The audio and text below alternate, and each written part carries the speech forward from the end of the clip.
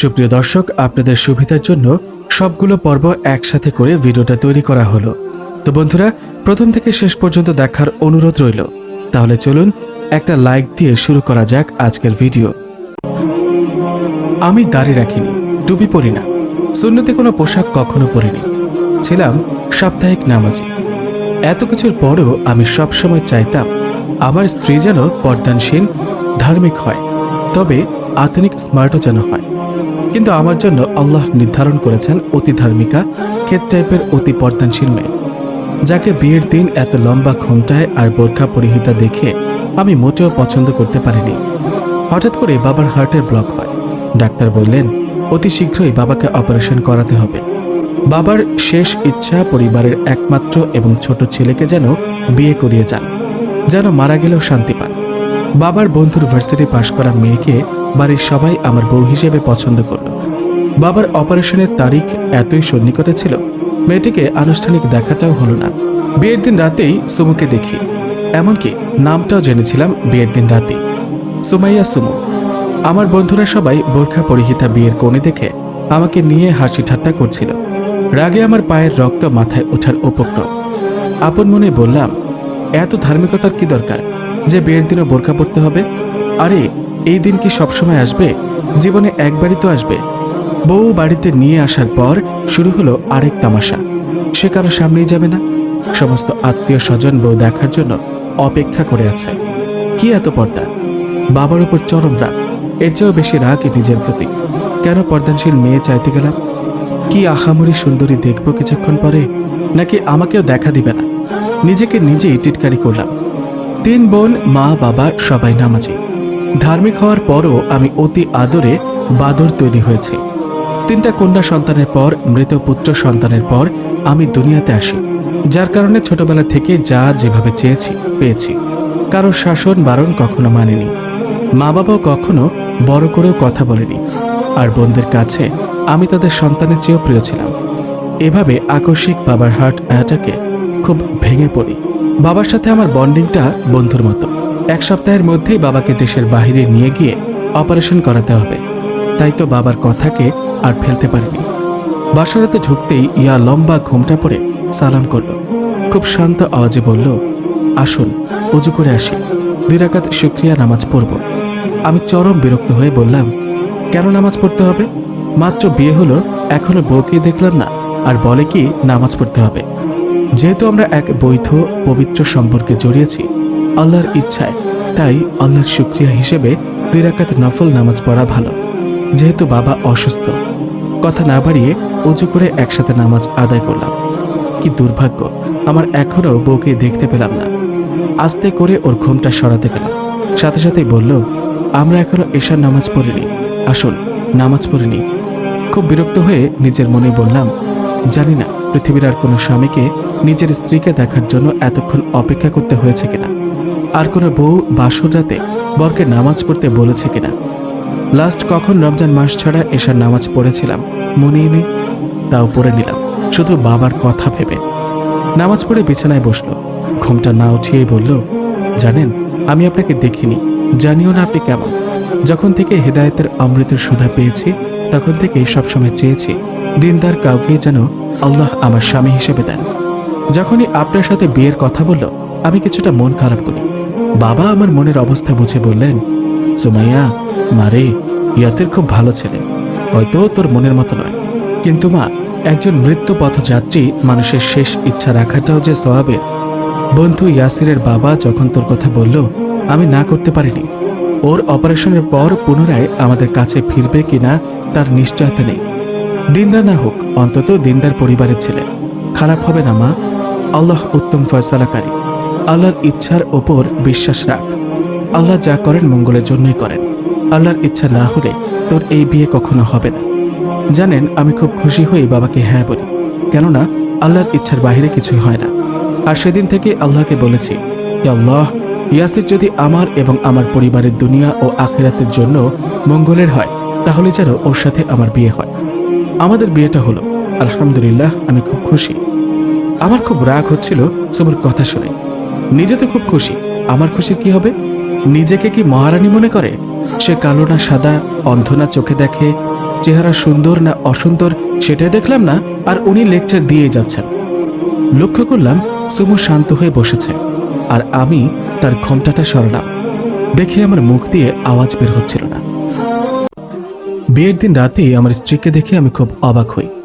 এতটাই অবাক হই কিছুক্ষণ কথাই বলতে পারিনি। উজ্জ্বল শ্যামলা বর্ণের, হরিণীর মতো টানা টানা চোখ, অসম্ভব সুন্দর নাক, যেন বলিউডের যে কোনো নায়িকাই হার মানবে। আমি আরো অবাক হই, শ্যামলা বর্ণের মধ্যেও কেউ এতটা সুন্দর হতে পারে। চেহারায় এক অদ্ভুত মায়া, যা আমাকে ওর দিকে তাকিয়ে থাকতে বাধ্য করে রেখেছিল। ওর চেহারার আলাদাভাবে প্রতিটি অঙ্গই সুন্দর, ভ্রু, চোখ, চোখের পাপড়ি, নাক, ঠোঁট, যেন অসুন্দর বলতেই কিছু নেই। এক আশ্চর্য মায়ায় আমি মোহিত হয়ে রইলাম। মেয়েটি লজ্জায় নিচের দিকে তাকিয়ে থাকলো। জানি না কতক্ষণ এইভাবে ওর দিকে তাকিয়েছিলাম। সুমুর কথায় সম্বিত ফিরে পেলাম। বলল, ইয়াসির, আর কতক্ষণ এভাবে দাঁড়িয়ে থাকবেন? বসুন প্লিজ। কালই বাবাকে ইন্ডিয়ার উদ্দেশ্যে রওনা দিতে হবে। আসুন আমরা তাড়াতাড়ি ঘুমিয়ে পড়ি। আরেকবার ধাক্কা খেলাম। ভুলে গিয়েছিলাম কাল বাবার চেন্নাই যাওয়ার ফ্লাইট। দুজনেই ঘুমিয়ে পড়লাম। ঘুম ভাঙল কারো মিষ্টি আওয়াজের কোরআন তেলাওয়াতে। ভালো করে চোখ খুলতে পারছিলাম না, যেহেতু ঘুমাতেই রাত প্রায় 1টা বেজে গিয়েছিল। হাতড়িয়ে মোবাইল নিয়ে ঘড়িতে টাইম দেখে আরেকবার অবাক হলাম। রাত 1টা ঘুমিয়ে কেউ 3:30টায় কিভাবে উঠতে পারে? টেবিল ল্যাম্পের আলোতে পড়েই যাচ্ছে। আমি মন্ত্রমুগ্ধ হয়ে শুনতে লাগলাম। কিছুক্ষণ পর দূরে মসজিদে আজানের শব্দ শুনতে পেলাম। বুঝতে পারলাম সুমু আমার মাথায় পরম আদরে হাত বুলিয়ে আস্তে আস্তে বলল, প্লিজ উঠুন, মসজিদে যেতে হবে, ফজরের আজানের সময় হয়ে এলো। আমি কিন্তু পুরো জেগে গিয়েছি, কিন্তু অলসতার কারণে উঠতে পারছি না। আমি আবার পাশ ফিরে শুয়ে পড়লাম। বলল, প্লিজ উঠুন, আজ বাবা চেন্নাই চলে যাবে। বাবা যেন আবার আমাদের কাছে সহি সালামতে ফিরে আসেন, তার জন্য দোয়া করি। বাবার কথা বলার পরও আমার মধ্যে উঠার কোনো আগ্রহী পেলাম না, কিন্তু চোখ বন্ধ অবস্থাতেই আল্লাহকে বলতে লাগলাম, বাবা যেন সুস্থ হয়ে যান। আমি এতটাই অধম বান্দা ছিলাম, তাও উঠতে পারছিলাম না, একমাত্র অলসতার কারণেই। মেয়েটি কিছুক্ষণ ডাকার পর হয়তো হতাশ হয়ে নিজের নামাজে মনোযোগ দিল। নামাজ শেষ করে রুম থেকে বাইরে চলে গেল, হয়তো কিচেনে। সকালে নাস্তা করে বাবা, মা, আপু, দুলাভাই বিমানবন্দরের উদ্দেশ্যে রওনা দিলেন। বাড়ি ভর্তি মেহমান, কিন্তু মেয়েটি বাবাকে এগিয়ে দেওয়ার জন্য সামনে আসেনি, বরং বাবাই রুমে এসে সুমুর কাছে বিদায় নিল। আমি কিছুটা রাগ হলেও নিজেকে বুঝালাম, অতিরিক্ত পর্দানসীন হয়তো, তাই দুলাভাই বা অন্যদের সামনে আসেনি। জোহরের নামাজের টাইমেও কল করে একই প্যারা। তখন আমার কাছে এসব প্যারাই মনে হতো। প্লিজ মসজিদে গিয়ে নামাজ পড়ুন। কে শুনে কার কথা? আমি বিরক্তির শেষ সীমানায় পৌঁছে গিয়েছি। প্রতিওক্ত নামাজেই একই প্যারা। তখন ফেসবুকের এত প্রেশার ছিল না, ফেসবুক আইডিও ছিল না। রাতে টিভি দেখে, খবর, টকশো দেখে ঘুমাতে দেরি হতো।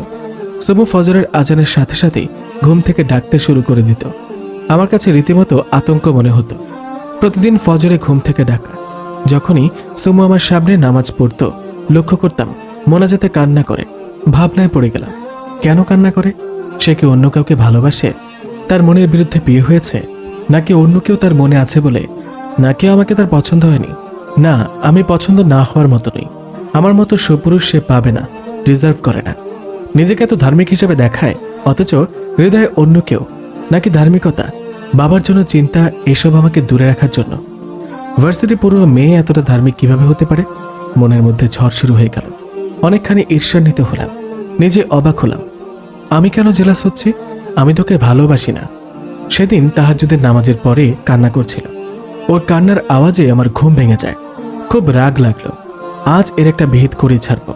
ওর মনে কি অন্য কেউ, তা আমাকে জানতেই হবে। ঘুম থেকে উঠে উজু করে আসলাম, কিন্তু নামাজের কোনো ইচ্ছে ছিল না।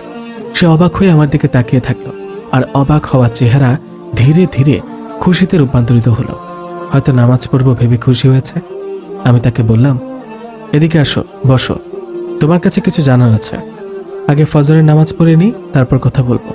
কিন্তু আমার তর্স হচ্ছে না, জানাটা খুব জরুরি। বললাম, নামাজের সময় আরো অনেক আছে, আগে আমার প্রশ্নের উত্তর দাও। তুমি প্রতি নামাজে কান্না করো কেন? তুমি কি অন্য কাউকে ভালোবাসো? তার জন্যই কি তুমি আমাকে গ্রহণ করতে পারোনি? তাহলে আমার সাথে বিয়ে করতে রাজি হয়েছ কেন? নিজে অবাক হয়ে গেলাম।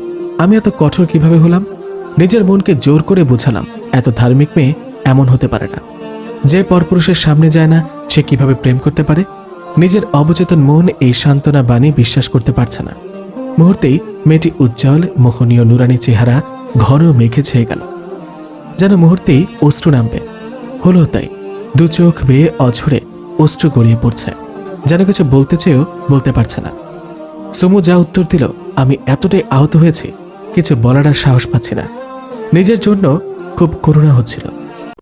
চোখে অশ্রু নিয়েই মেয়েটি বলল, আমি ফজরের নামাজটা পড়িনি, তারপর আপনাকে বলছি। আমার মনে আপনি ছাড়া অন্য কে আছে? আমি অন্য কাউকে ভালোবাসি কিনা নামাজ পড়ে জানামাজে বসা অবস্থায় বলল, ইয়াসির, আমি যখন থেকে দিন পালন করতে শুরু করেছি, আল্লাহর বিধানকে পরিপূর্ণ জানতে শুরু করেছি, আমার অন্তরে কখনো অন্য কেউ স্থান পায়নি এবং এসব চিন্তা আমার মাথায় আসেনি। আমি এতটাই রাগান্বিত ছিলাম, ওকে কথা শেষ করতে না দিয়ে বললাম, তো কার জন্য প্রতি ওয়াক্ত নামাজে এভাবে কাঁদো? কেন কাঁদো? জানেন, আমার খুব ইচ্ছে ছিল শ্বশুরের স্নেহ পাবো, শ্বশুরকে এটা সেটা আবদার করব। শ্বশুর আমাকে মা বলে ডাকবে, বলবে আমার মেয়ে 3টে নয় 4টা মেয়ে, আর তুই সবচেয়ে আদরের মেয়ে। মাঝে মাঝে আমার শ্বশুর আমাকে বলবে, মা তোর চা বানানোটা খুব ভালো হয়, আমাকে 1 কাপ করে চা দিস, আমি শুধু তোর হাতে চাই খাবো। আমি প্রচণ্ড রাগ হলেও খুব দৃঢ় আর শান্ত কণ্ঠে বললাম, আমি তোমার কাছে যা জিজ্ঞেস করেছি তার উত্তর দাও, এত কথা ঘুরেও না। আমার প্রশ্নের সাথে বাবার কোনো সম্পর্ক নেই। আর তাছাড়া বাড়িতে 2টা কাজের মানুষ আছে, কিচেনের কাজ করার জন্য ময়নার মা আছে, শ্বশুর সোহাগী দেখাতে হবে না। বাড়িতে কাজ করার আরও অনেকেই থাকলেও আমিও চেয়েছি আমার শ্বশুর শাশুড়ি স্বামী আমার হাতের স্পেশাল কিছু খুব পছন্দ করুক। ইয়াসির, আপনার বোধহয় মাথাই নেই, বাবা অসুস্থ, বাবার বিশাল বড় একটা অপারেশন হবে, বাবা আমাদের মাঝে আর ফিরবে তার নিশ্চয়তা মাত্র 5%। আর যদি না ফিরেন, আমার শ্বশুরকে নিয়ে এতগুলো আশা কিছুই পূরণ হবে না। আমি প্রতি ওয়াক্ত নামাজে যখনই বাবার জন্য দোয়া করি, এইসব স্বপ্নের কথা মনে পড়ে যায়, প্রচণ্ড কষ্টে দম বন্ধ হয়ে আসতে চায়। কি করব বলুন? আমি যে কান্না আটকে রাখতে পারি না। সুমুর এই উত্তরের পর আমি কি উত্তর দিব? আমার বলার মতো আর কিছু আছে কি? নিজেকে এতটাই ছোট মনে হচ্ছিল, ওর চোখের দিকে তাকাতে পারছিলাম না। আর চোখে তাকালাম, মেয়েটার 2 চোখ দিয়ে অঝরে অশ্রু ঝরে পড়ছিল। আমি নিজেকে আর শান্ত রাখতে পারিনি। খাট থেকে উঠে গিয়ে ওকে জড়িয়ে ধরলাম, বললাম, সুমু প্লিজ আমাকে ক্ষমা করে দাও, আমি নিজের স্বার্থে এতটাই অন্ধ হয়ে গিয়েছিলাম, তোমার নিষ্পাপ চোখের ভাষা বুঝতে পারিনি। বাবার অপারেশন সুস্থতার জন্য নিজে 1 ওয়াক্ত নামাজও পড়িনি, উল্টো তোমাকে ভুল বুঝলাম। ওকে জায়নামাজ থেকে উঠিয়ে খাটে বসালাম। সুমুর অশ্রুসিক্ত চেহারাটায় এক নুরানি আভা খেলে যাচ্ছিল, যা আমাকে দারুণভাবে বশ করে ফেলেছিল। ওর দিকে তাকিয়ে ভাবলাম, মানুষ এতটা সুন্দর কিভাবে হয়, তাও একজন শ্যামলা।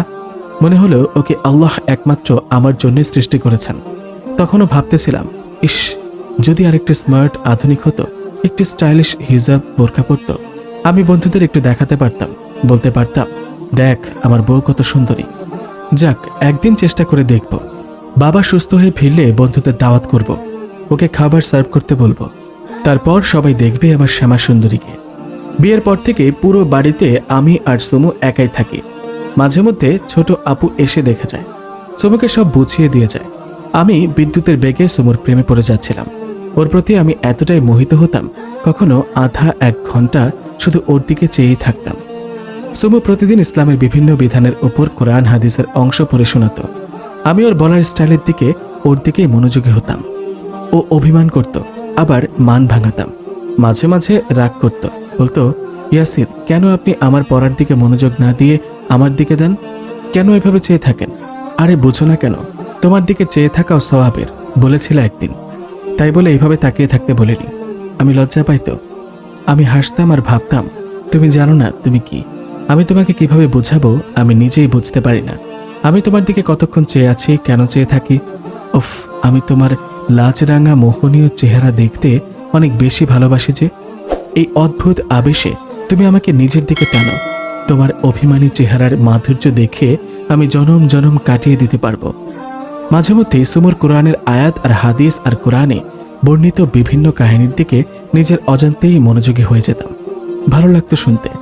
সুমু আমাকে প্রিয় নবী সাল্লাল্লাহু আলাইহি ওয়াসাল্লাম আর সাহাবী রহমতুল্লাহি আলাইহিদের অনাড়ম্বর জীবন কাহিনী শোনাতো।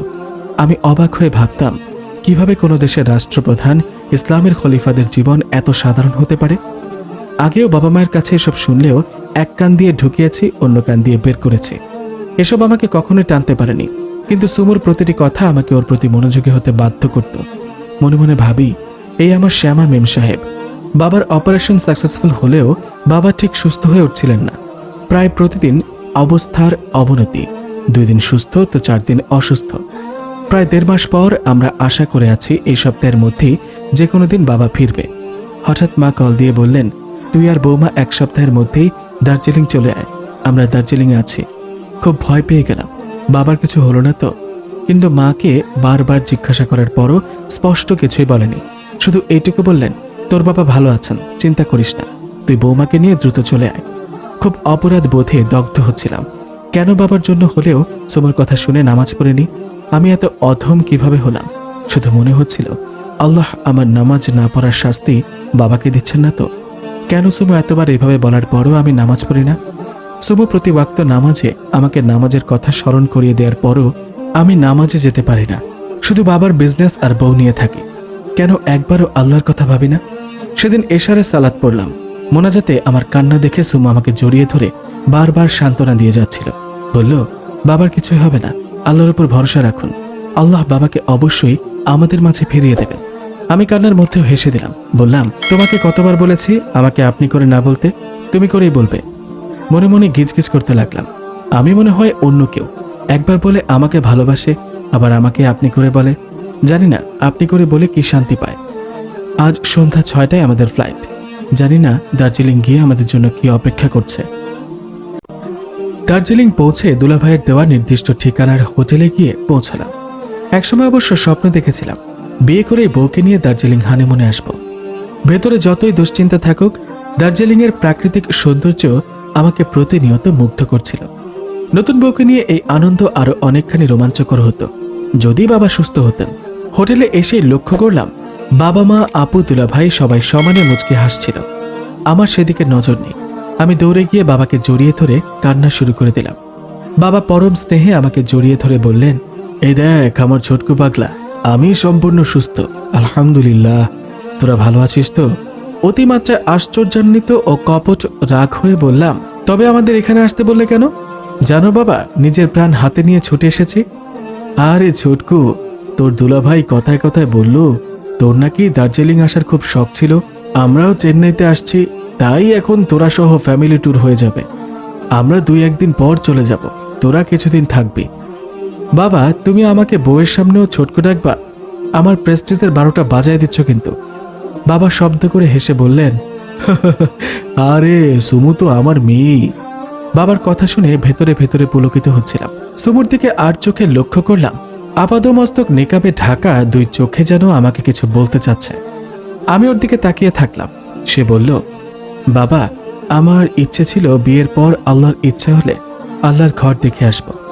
অন্য কোথাও গায়রে মাহরামদের মধ্যে আমার অযথা ঘুরতে ইচ্ছা করে না। মহারানীর কথা শুনে আমি থ হয়ে গেলাম। দুনিয়াতে এমনও মেয়ে আছে যে দার্জিলিংয়ের মতো একটি শহরে হানিমুনে আসার সুযোগ পেয়ে খুশি না হয়ে উল্টো নারাজ হয়। আর ইনি একবারও আমার কথা ভাবল না আমি কি চাই। আর এই স্বামীর খুশির দিকে লক্ষ্য করাটাও তো জরুরি। মনে মনে খুব অভিমান হলো।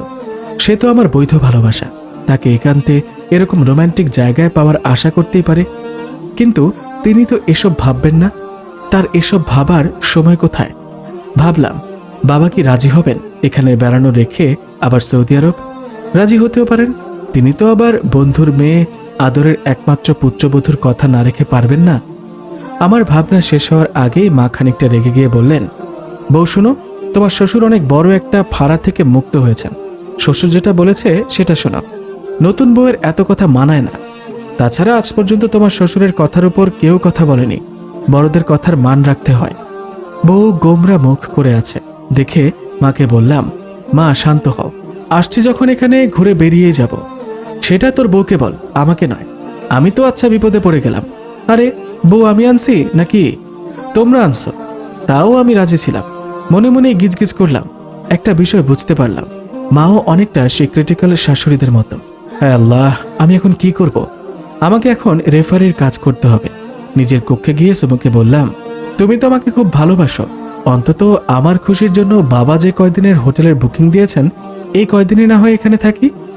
আপনি জানেন আপনার কথা আমি কখনো ফেলবো না। আপনার খুশির জন্য সব হালাল কাজ করব। তবে দয়া করে প্লিজ আমার একটা কথা রাখবেন। আমি তো খুব খুশি এই ধার্মিকা মেয়ে কিনা আমার সাথে হানিমুনের জন্য হোটেলে থাকতে রাজি হলো। এর বিনিময়ে যা বলে তাই শুনবো, শুধু শুনবো, কিন্তু করাটা আরো পরের বিষয়। নিজের মনেই হেসে দিলাম, বললাম, হুকুম করেন রানী সাহেবা, আপনি যেটা বলেন এই অধম তা শোনার জন্য প্রস্তুত। ইয়াসির, শুধু আজকে ফজরের নামাজটা পড়বেন, যদি 4 রাকাত ইচ্ছে না হয় অন্তত 2 রাকাত পড়বেন। আমি লম্বা এক দীর্ঘ শ্বাস নিয়ে ভাবলাম, জীবনে প্রথম হানিমুনে কেউ স্বামীর কাছে নামাজ পড়ার আকুতি জানাচ্ছে, তাও শুধু 1 ওয়াক্ত, তাও শুধুই ফরজ। জানি না দুনিয়াতে এমন ঘটনা আর দ্বিতীয়টি হয়েছে কিনা। মনে মনে বিরক্ত হলেও খুশির কথা ভেবে বললাম, অবশ্যই পড়ব, প্লিজ মসজিদে নয়, বাসায়, শুধু 2 রাকাত ফরজ, আরেকটা নয় কিন্তু, বলে দিলাম। খুব খুশি হয়ে আমাকে জড়িয়ে ধরে বলল, চলবে চলবে, তবে প্লিজ নামাজে একটা দোয়া করবেন। এই প্রথম সুমু আমাকে নিজ ইচ্ছায় জড়িয়ে ধরল। খুব রোমাঞ্চিত হলাম, মনে হলো হানিমুন সার্থক। আমি তো মহা খুশিতেই বললাম, একটা কেন 10টা দোয়া করব। আমি মনে মনে খুবই পুলকিত, হয়তো আমার খুশির জন্য কিছু চাইতে বলবে, আর কি লাগে। নিজে স্মার্ট আধুনিক হয়েও ইচ্ছায় বা অনিচ্ছায় এক অতি ধার্মিকা মেয়েকে ভালোবেসেছি, এটাই বা কম কিসে। কিন্তু তার শাস্তি হিসেবে এমন অদ্ভুত দোয়া চাইতে কেউ বলে, আমার জানা ছিল না এমন দোয়াও কেউ এত আকুতি নিয়ে করতে বলবে। আমি পুরোটাই থ হয়ে গেলাম। ওর কথা শুনে তখন আমার মনে হচ্ছে হানিমুনের বিনিময়ে এত কঠোর শাস্তি না দিলেও পারতে। যত উৎসাহ নিয়ে সুমুকে বলেছিলাম, একটা কেন 10টা করব দোয়া, ওর কথা শুনে তার দ্বিগুণ উৎসাহে দমে গেলাম। সুমু বলল, ইয়াসির, শুধু এইটুকু বলো, আল্লাহ আমাকে জোহরের নামাজও পড়ার তৌফিক দান করো। অন্তত 4 রাকাত ফরজ হলেও পড়তে পারো আর না পারো, পড়ার ইচ্ছা নিয়ে একনিষ্ঠ হয়ে দোয়া করতে হবে। খুব নিরস কণ্ঠে জবাব দিলাম, আচ্ছা বলবো, কিন্তু আগে ফজরের নামাজটা পড়তে পারি কিনা দেখি অন্তত। ফজরের আজানের সাথে সাথে আমার ঘুমের 14টা বাজিয়ে ডাকতে শুরু করলো। শোয়া থেকে না ওঠার অনেক চেষ্টা করলাম, এমন ভাব ধরলাম যেন গভীর ঘুমে আচ্ছন্ন। কিন্তু না, এই মহারানীর জ্বালায় শেষ রক্ষা হলো না।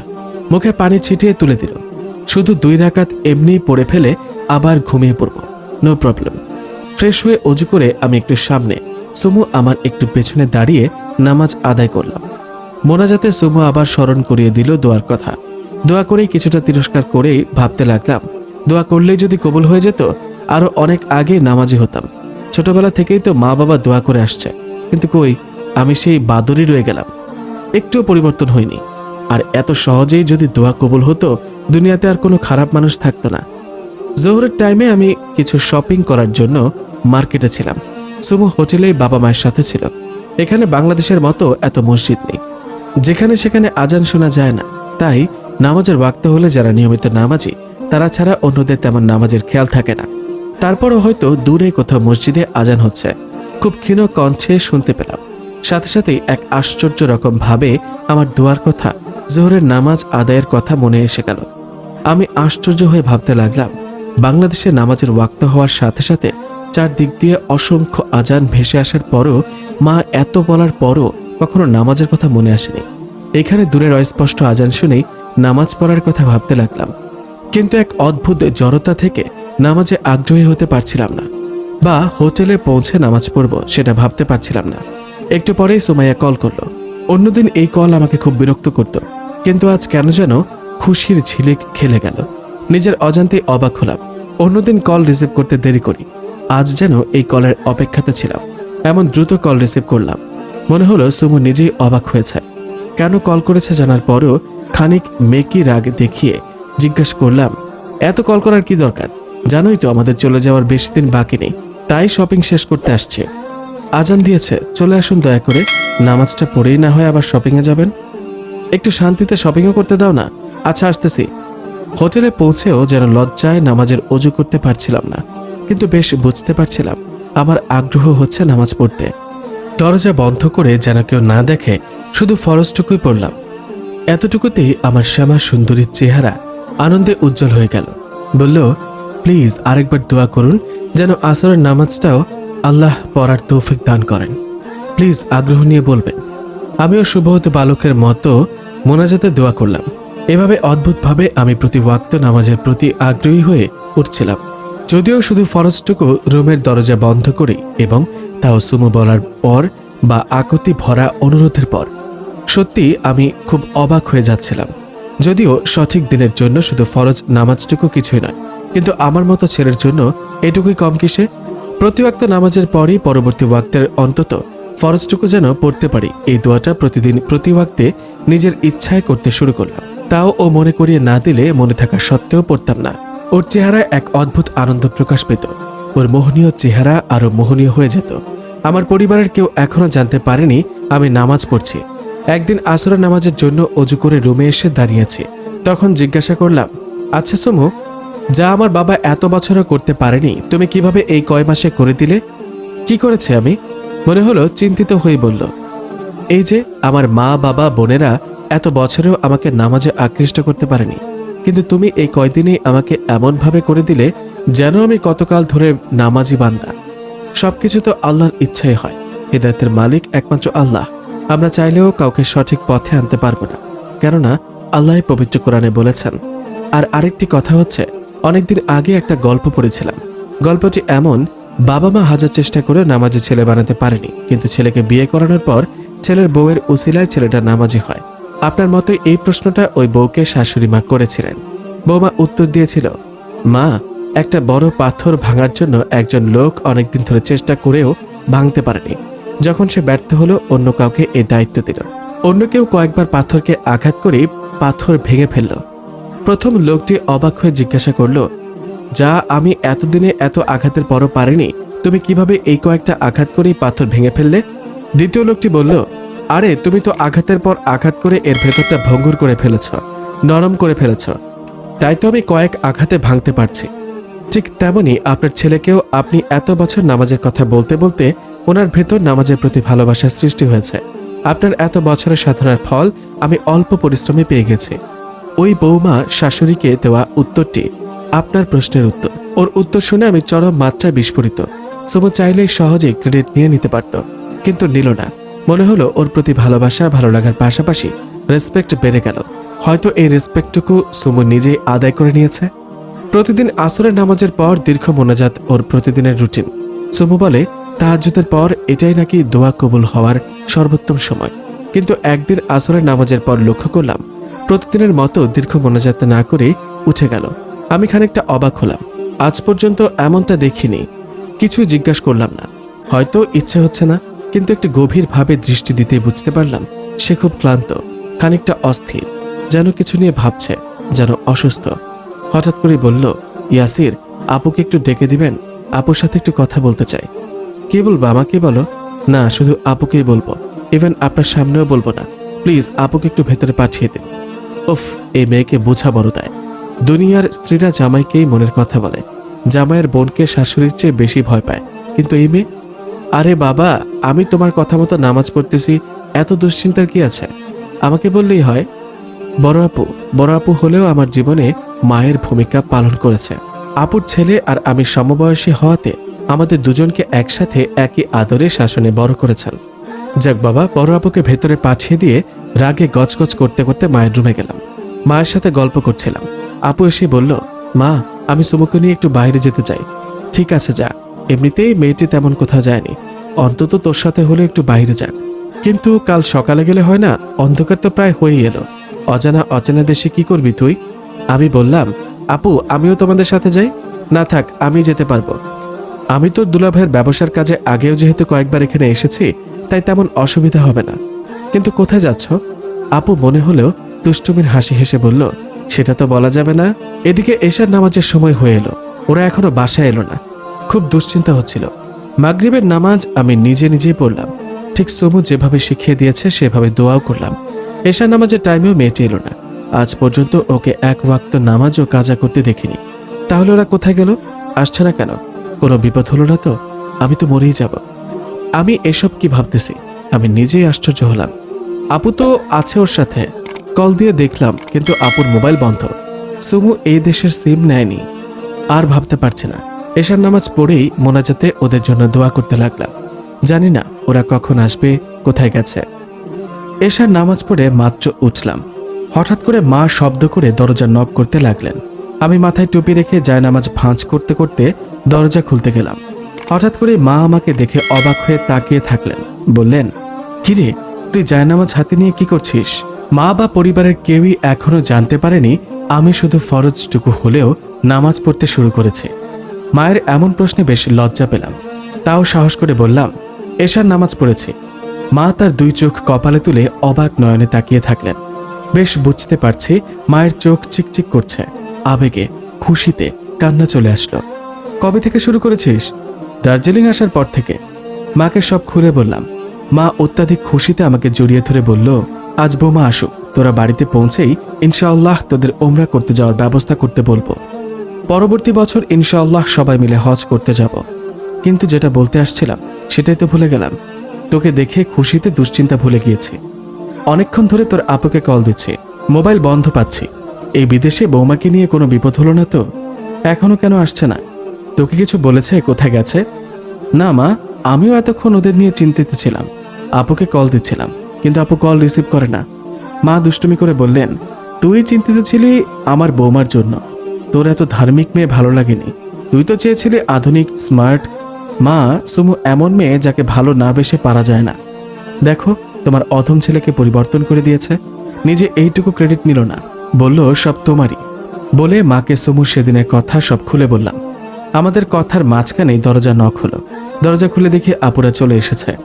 আপুকে খুব চিন্তিত মনে হচ্ছে। সুমু বোরখা কাপড় খুলে বসলো, কিন্তু সুমুর চেহারাও মেঘ জমেছে। কিছুক্ষণ পরে চোখ দিয়ে ইয়া বড় বড় অশ্রুকণা গড়িয়ে পড়তে লাগলো। ওকে এই অবস্থায় দেখে আমার ভেতরটা একেবারে শুকিয়ে যাচ্ছে। কি হয়েছে না বলেই দুজনেই চুপ করে আছে। জিজ্ঞাসা করলাম, কি হয়েছে আপু? চুপ করে থেকো না। সুমু কান্না করছে কেন? বলো কি হয়েছে? হঠাৎ মা বলেই উচ্চ শব্দে বলে উঠল, মা, তোমার গাধাটাকে ঠিক করার মানুষ আসতেছে। তোমার এই গাধা ছেলেটা বাবা হতে চলেছে, আর আমি ফুপু। মা খুশিতে কেঁদে দিলেন। গিয়ে সুমুকে জড়িয়ে ধরলেন, বললেন, মারে, তুই আমার পরিবারে খুশির বন্যা নিয়ে এসেছিস। আমার ছেলেটাকে এতদিন আমি নামাজ পড়াতে পারিনি, তুই পেরেছিস। আমি আল্লাহর পরে তোর প্রতি কৃতজ্ঞ। মা আপুকে বললেন, চল তোর বাবা আর জামাইকে খবরটা দিয়ে আসি। আরেকটা খুশির খবর আছে, জানিস মা, আমার ইয়াসির নামাজ পড়তে শুরু করেছে। জানি না আল্লাহ আমার কোন ভালো কাজের পুরস্কার হিসেবে এত বড় খুশির সংবাদ দিয়েছেন। বলে দুজনই চলে গেল। আমি আমার সন্তানের মা, প্রিয়তমা বউয়ের দিকে এক দৃষ্টিতে তাকিয়ে থাকলাম। সে লজ্জায় লাল হয়ে নিচের দিকে তাকিয়ে থাকলো। জড়িয়ে ধরে বললাম, সুমু, আমি গুনাহগার এক বান্দা। জানি না আমার কোনো ভালো কাজের বিনিময়ে আল্লাহ আমাকে তোমার মতো জীবন সঙ্গিনী দিয়েছেন। আল্লাহর কাছে কৃতজ্ঞতা প্রকাশের ভাষা আমার জানা নেই। আজ আমি মায়ের চোখে যে খুশি, যে তৃপ্তি দেখেছি, তা শুধুমাত্র তোমার কারণেই দেখেছি। আজ তুমি যা চাও তাই পাবে। আহা, মেয়েটি লজ্জায় জড়সড় হয়ে আছে। খুব লাজুক কণ্ঠে বলল, আমি চাই আমাদের সন্তান যেন তার বাবা মাকে আদর্শ হিসেবেই সামনে এগোতে পারে। আমাদের সন্তান যেন আমাদের নিয়ে গর্ব করতে পারে। আমাদের সন্তান যেন আমাদের দেখেই নৈতিক ধর্মীয় বিধিবিধান শিখে পালন করতে অভ্যস্ত হয়। আমরা যেমন মা বাবা হতে চাই, ইনশাআল্লাহ তাই হবে। শুধু এইটুকু চাওয়া, আল্লাহর আদেশ নিষেধ যেন একনিষ্ঠতার সাথে পালন করার চেষ্টা করি। এর পরের দিনই বাড়িতে ফিরে আসলাম। নির্দিষ্ট সময়ে আমাদের ঘর আলো করে আমাদের পুত্র সন্তান দুনিয়াতে আসলো। এই 9 মাস আমাকে পরিপূর্ণ বদলে দিয়েছে। আমি হয়তো এখনো সব আহকাম পালন করি না, কিন্তু একনিষ্ঠতার সাথে সব পালন করার চেষ্টা করে যাচ্ছি। সুমুকে আমি প্রচন্ড ভালোবাসি। ধীরে ধীরে সুমু আর আমাদের বাচ্চাই হয়ে উঠল আমাদের পরিবারের প্রাণ। আমাদের প্রথম বাচ্চার বয়স 2 বছর পূর্ণ হওয়ার পর পুরো পরিবার হজে গিয়েছি। আজ আমরা 3 সন্তানের বাবা মা। প্রতিনিয়ত চেষ্টা করে যাচ্ছি কিভাবে আমাদের সন্তানও পরিপূর্ণ আল্লাহর বিধান মেনে চলবে। সুমু সবসময় দুশ্চিন্তায় থাকে, আমাদের সন্তান ইসলামী আদর্শে বড় হবে তো। একটা কথা মন প্রাণ দিয়ে বিশ্বাস করি, 1 ওয়াক্ত নামাজ পড়ার পর শুধু এইটুকু দোয়া, হে আল্লাহ, আমাকে পরবর্তী নামাজ পড়ার তৌফিক দান করো। ইনশাআল্লাহ অবশ্যই পরবর্তী নামাজে মন উৎসাহী হবে, তবে আগে নামাজ শুরু করতেই হবে। সুপ্রিয় দর্শক, বৈধ প্রেমের গল্প এই পর্যন্ত। তবে অতি শীঘ্রই আরেকটি পর্বের গল্প নিয়ে আপনাদের মাঝে হাজির হব ইনশাআল্লাহ। আর আমাদের চ্যানেলটাকে বেশি বেশি করে সাপোর্ট করুন। ততক্ষণ ভালো থাকুন, সুস্থ থাকুন। আল্লাহ হাফেজ।